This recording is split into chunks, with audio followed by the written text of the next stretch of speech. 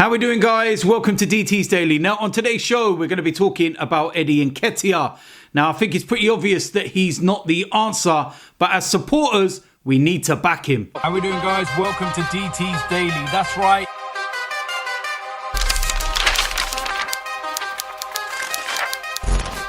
So, of course, today we're going to be talking about Eddie Nketiah, and I was touching on this subject a week or so ago when I addressed the Gabriel Jesus situation. And I think it's kind of, cropped up again because of the result between Arsenal and Juventus yesterday. And look, I'm not going to be one of these that sits there and starts getting mad over a mid-season friendly, which we actually dominated and we actually played well in when, the only thing that was missing was the goals.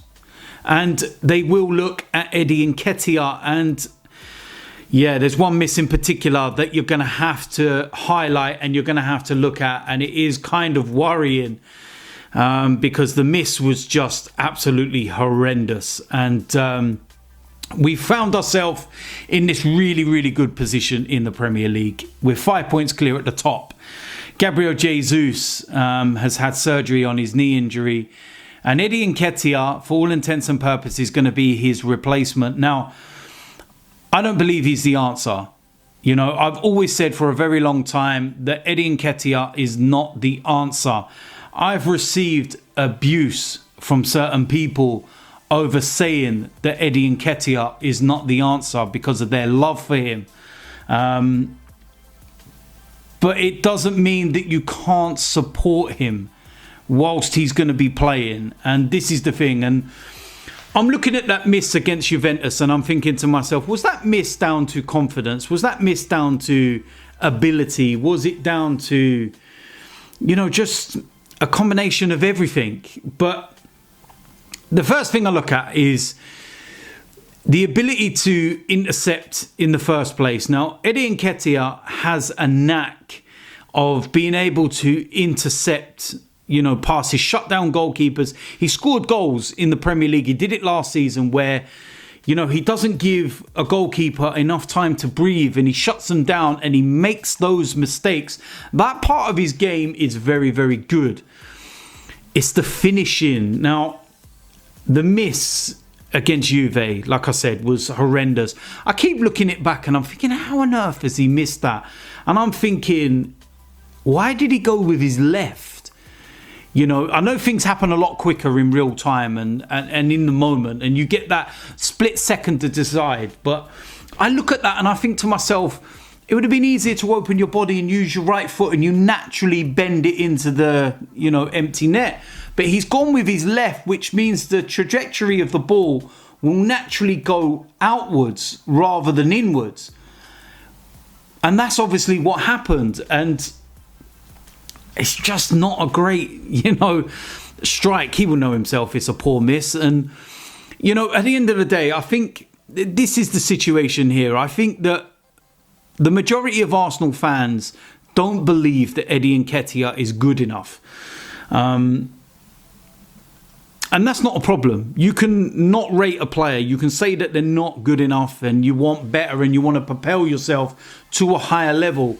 And I still believe that we need to do that. But I don't believe we're going to be doing it in January. I believe that the striking situation will be something that they well may address in pre-season at the end of the season. And I don't think that the Gabriel Jesus injury is going to change that mindset. Now, I'm going to go into a few things here that might actually break it down for you, because there's a lot of people out there that are quite reactionary. I see it on social media yesterday. As soon as the game was finished, that was it. The world had ended and, we'd just lost the game. And it's just like...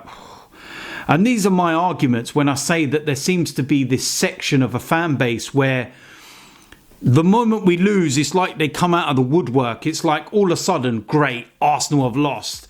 Yes, I can now go and, spew my negativity about everything, even though it's a mid-season friendly. And like I said, between box and box, we were very good. Very, very good. It was just inside the box at both ends. silly goals to give away. I think they had 2 chances all game.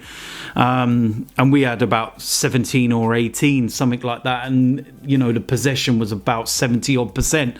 And I'm just looking at that and I'm thinking, it's just one of those ones where on another day you win the game quite comfortably. But like I said, I'm going to try and break it down a little bit, because I don't think it was so much the striking position that we were missing. It was the creative positions in the wide areas that we were missing. Now, Reece Nelson went off quite early in the game. Looks like he's got a hamstring injury, which is not great, because I think he's kind of been coming into his own of late. He's been, really starting to gather a bit of momentum and a bit of form, and that's a bit of bad luck for him. But I look at that and I just think to myself, right, okay, we're missing Saka, we're missing Martinelli. And those 2 players are big players. And what you need to remember is that Gabriel Jesus was not scoring any goals. Don't get me wrong, his overall play and what he brings to the team, you cannot replicate that. And, the likes of nketiah is never going to be able to replicate that.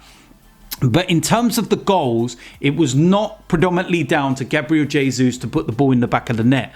So nketiah not scoring all the time is not my major concern, because we score goals from other areas. Martinelli, Odegaard, Saka, Granit Xhaka, even Thomas Partey, we're contributing to goals from other areas of the pitch, which has meant, Gabriel Jesus hasn't needed to score. Now, don't get me wrong, he brings all these other players into play, and this is where we could have a bit of a worry. But I do believe that yesterday, if we had someone like a Saka and Martinelli playing, for example, I think we would have been more potent in front of goal. I think we would have actually scored, goals within the game, and it wouldn't have solely been reliant on nketiah.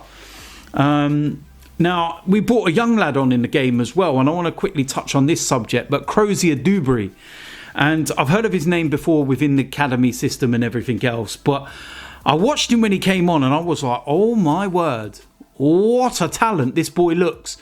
And again, we're not going to get too far ahead of ourselves or anything else, but Mikel Arteta obviously looks at a few of these youngsters. He really likes them, and he likes throwing them into tough situations. And being a friendly and everything, we're still losing. It's still a tough situation.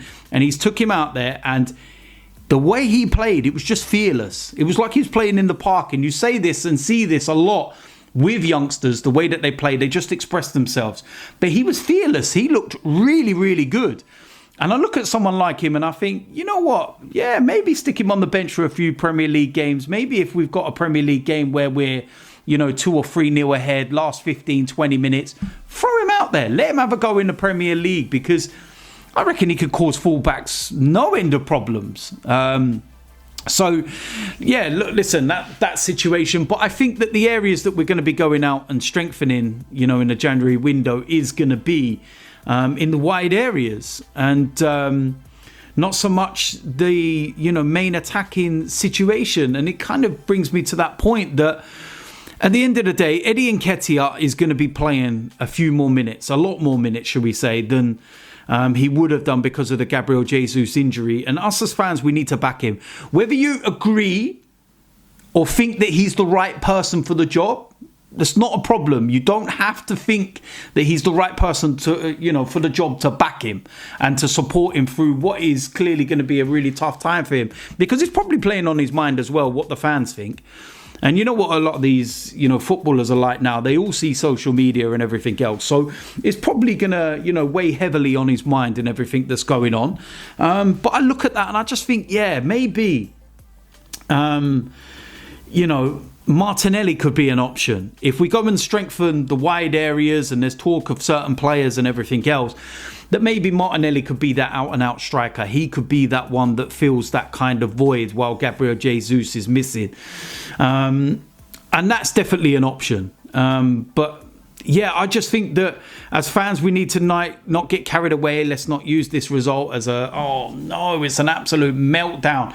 We've got West Ham coming up, and it's a big game. And that's where, you can't get a second chance. This friendly means nothing in the bigger scheme of things. It means nothing. So the West Ham game, that means everything, because that's 3 points. You know, and you start off after the World Cup exactly how you finished it, winning games, getting 3 points, and keep pushing and pushing and pushing and pushing. And these are the things that we need to do as a club. And we need to support the players that are playing at the time as fans. And look, at the end of the day, we've got 2 games before the January window even opens. So there's not a lot that you can do anyway. You're going to have to deal with Eddie Nketiah, whether you like it or not. So you may as well, as fans, actually support him, get behind him, and see if it can actually just lift him a little 5% to give us something. You know, there's something in there. It's not what we want, but he can, you know, produce the goods. He did at certain times. The biggest problem with Nketiah is consistency. And this is the thing, the top level players, if you take blocks of 5 games, then those players are playing good 4 out of 5 times. There's the odd game in the 5 where they might have a bit of a lesser performance than the other 4, shall we say. The problem with Eddie Nketiah, in his blocks of 5, he has 4 average games and then 1 where you look at him and you go, wow, that was really good. You need to reverse that.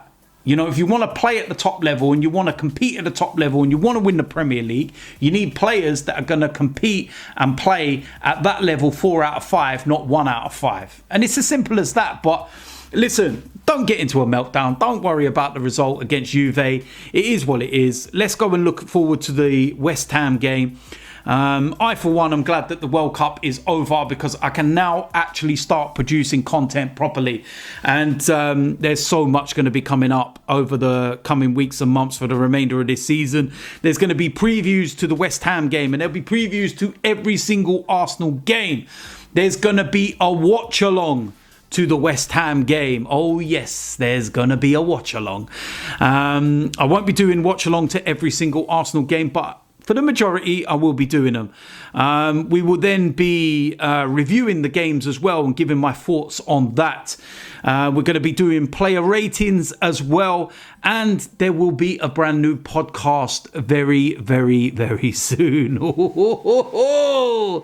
Oh yeah, I've been busy over the last month, that's for sure. But listen, massive shout out to everybody that's subscribed.